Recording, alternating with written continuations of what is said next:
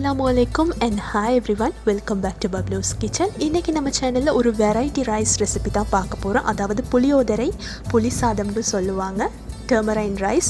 So அதோட recipe தான் இப்போ நாங்கள் பார்க்க போகிறோம். வாங்க வீடியோக்குள்ளே போகலாம். இப்போ நம்ம வந்து புளியோதரை பொடி செஞ்சு கொள்ள போகிறோம், அதாவது பவுடர். அதுக்கு வந்து ஒரு 2 டீஸ்பூன் அளவு கொத்தமல்லி விதை சேர்த்துக்கொள்கிறேன், கொரியண்டர் சீட்ஸ். அதுக்கப்புறமா வந்து 1 டீஸ்பூன் அளவு மிளகு சேர்த்துக்கொள்கிறேன். இப்போ ஒரு 4-5 காஞ்ச மிளகா சேர்த்துக்கொள்கிறேன். இது உங்களுக்கு காரத்துக்கு ஏற்ற மாதிரி தான். இதை நல்லா இந்த மாதிரி கிள்ளி போட்டுக்கொள்ளுங்க. அதுக்கப்புறமா அடுப்பை குறைவான ஃப்ளேம்லேயே வச்சுக்கொள்ளுங்க, கருக விட்டுறாதீங்க. இது நல்லா வாசனை வர அளவுக்கு நாங்கள் வறுக்க போகிறோம். இது நல்லா இந்த மாதிரி வறுத்துக்கொள்ளுங்க.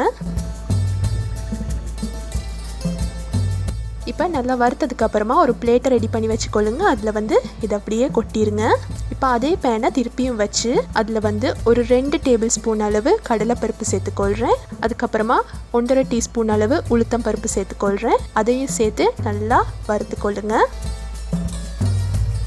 நல்லா வாசனை வரணும், அந்த அளவுக்கு வறுத்தா போதும். அதுக்கப்புறமா ஒரு பிஞ்ச் அளவு வெந்தயம் சேர்த்துக்கொள்கிறேன்.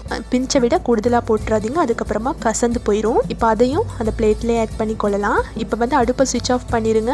பேன் நல்லா ஹீட்டாக இருக்குது. அதில் வந்து ஒரு 2 டீஸ்பூன் அளவு எள்ளு சேர்த்துக்கொள்கிறேன், வெள்ளை எள்ளு. அது வந்து இந்த ரைஸுக்கு வந்து இன்னும் டேஸ்ட்டை கொடுக்கும். அதை வந்து பேன் ஹீட்டாக இருக்கிறதோடையே அது வந்து நல்லா கோல்டன் ப்ரௌன் கலரில் வந்துடும். நீங்கள் அடுப்பு ஆன் பண்ண தேவையில்லை. பாருங்கள், நல்லா கலர் மாறிடுச்சு. இப்போ அதையும் அந்த மிக்சரில் சேர்த்துக்கொள்ளலாம். இப்போ எல்லாத்தையுமே சேர்த்தாச்சு. இது நல்லா ஆறுனதுக்கு அப்புறமா நல்லா பவுடர் பண்ணிக்கொள்ளுங்க.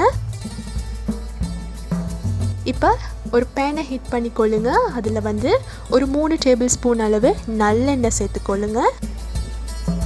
அதில் வந்து 1 டேபிள் ஸ்பூன் அளவு மிளகாத்தூள், ஒரு 1/4 டீஸ்பூன் அளவு மஞ்சத்தூள், ரெண்டையும் சேர்த்து நல்லா மிக்ஸ் பண்ணிவிட்டு ஒரு 2 தேசிக்காய் அளவு புளி எடுத்து அதை வந்து நான் தண்ணி ஊற்றி நல்லா கரைச்சி வச்சுருக்கேன். தண்ணி வந்து ஒரு 3 கப் அளவு நீங்கள் தண்ணி விட்டு அதை நல்லா கரைச்சி எடுத்துக்கொள்ளுங்க. இப்போ இது வந்து எங்களுக்கு எந்த பதத்தில் வரணும் அப்படின்னு சொன்னால், நல்ல கிரேவி மாதிரி, நல்ல திக்கான கிரேவி மாதிரி வரணும். இந்த மாதிரி தண்ணி மாதிரி இருக்கு இல்லையா, இது நல்லா வற்றி நல்ல திக்கான கிரேவி மாதிரி வரணும். நல்ல எண்ணெய் பிரிஞ்சு நல்லா கொதிச்சு வரணும். அது வரைக்கும் இதை நாங்கள் வந்து நல்லா கொதிக்க வச்சு எடுத்துக்கொள்ளுவோம். தேவையான அளவு உப்பு சேர்த்துக்கொள்ளுங்க. அதையும் சேர்த்து நல்லா மிக்ஸ் பண்ணிவிட்டு அடுப்பை மீடியம் ஃப்ளேமில் வச்சு கொதிக்க வச்சுருங்க. இதுக்கு வந்து நம்ம நல்லெண்ணெய் மட்டும்தான் சேர்க்கணும். நல்லெண்ணெய் சேர்த்தா மட்டும்தான் இந்த ரைஸ் வந்து ரொம்ப டேஸ்டியாக இருக்கும். வேறு எந்த ஆயிலுமே நீங்கள் சேர்க்கக்கூடாது. இப்போ வந்து நான் தேவையான அளவு ரைஸ் எடுத்து நான் அதை வந்து குக் பண்ணி வச்சுருக்கேன். நல்லா தண்ணியாக கரைச்சி வச்ச புளி இப்போ எப்படி வந்திருக்குன்னு பாருங்கள். நல்லா திக்காக வந்திருக்கு, ஒரு கிரேவி மாதிரி வந்திருக்கு பாருங்கள். நல்ல எண்ணெய் பிரிஞ்சு சூப்பராக வந்திருக்கு. இந்த ரெசிபி வந்து ஒவ்வொருத்தரும் ஒவ்வொரு மாதிரி செய்வாங்க.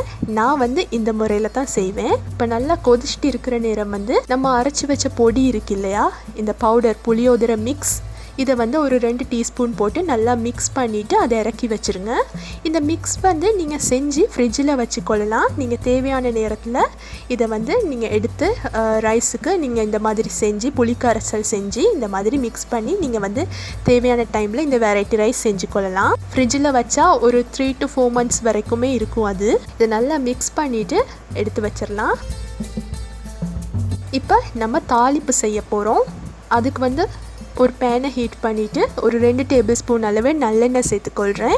அதில் வந்து ஒரு 1/4 டீஸ்பூன் அளவு கடுகு, 1 டீஸ்பூன் அளவு உளுத்தம் பருப்பு, 1 டீஸ்பூன் அளவு கடலைப்பருப்பு, ஒரு கைப்பிடி அளவு நிலக்கடலை சேர்த்துக்கொள்கிறேன். நீங்கள் தோல் உரிக்காமலே அப்படியே வறுத்துட்டு சேர்த்துக்கொள்ளுங்க. இது வந்து ஒரு க்ரன்ச்சினஸை கொடுக்கும் அந்த ரைஸுக்கு, அதான். இப்போ ஒரு கொத்து கருவேப்பிலை சேர்த்துக்கொள்கிறேன். ஒரு 2 காஞ்ச மிளகா அதையும் கிள்ளி போட்டுக்கொள்கிறேன். நல்லா வதக்குங்க அதை. இதில் பார்த்தீங்க அப்படின்னு சொன்னால் முக்கியமாக வந்து நம்மளோட ரமலான் நேரத்தில் வந்து நம்மளோட பள்ளியிலெல்லாம் கஞ்சி கொடுப்பாங்க பார்த்தீங்களா, நோம்பு கஞ்சி, பள்ளி கஞ்சி அப்படின்னு சொல்லி. அதே மாதிரி ஹிந்துஸ் வந்து கோயிலில் அவங்க பிரசாதமாக இந்த ரைஸை கொடுப்பாங்க. அதாவது இதுக்கு பேரே கோவில் புளியோதரைன்னு தான் சொல்லுவாங்க. பெருங்காயத்தூள் சேர்த்துக்கொள்கிறேன். அதையும் சேர்த்து நான் நல்லா மிக்ஸ் பண்ணிக்கொள்கிறேன். இப்போ எல்லாத்தையும் நம்ம போட்டு மிக்ஸ் பண்ணி எடுத்துடலாம். இப்போ நம்ம செஞ்சு வச்ச அந்த புளிக்காய்ச்சல் இருக்குது பார்த்தீங்களா, அதில் வந்து நான் ரைஸ் ஆட் பண்ணிக்கொள்கிறேன். இந்த ரைஸ் வந்து சாப்பிட்றதுக்கு அவ்வளோ டேஸ்டியாக இருக்கும். முக்கியமாக ப்ரெக்னென்ட் லேடிஸ் வந்து அவங்க ரொம்ப எதிர்பார்ப்பாங்க நல்லா உப்பு புளியாக சாப்பிடணும் அப்படின்னு சொல்லி. அவங்களுக்கு வந்து இந்த ரைஸ் செஞ்சு கொடுங்க, கட்டாயம் விரும்பி சாப்பிடுவாங்க. அதுக்கப்புறமா நம்ம போட்டிருந்த தாளிப்பையும் போட்டுட்டு நம்ம செஞ்சு வச்சுருந்த அந்த பொடியையும் சேர்த்துட்டு எல்லாத்தையும் நல்லா மிக்ஸ் பண்ணிட வேண்டியதான். அவ்வளோதான், ஈஸியான ஒரு லஞ்ச்.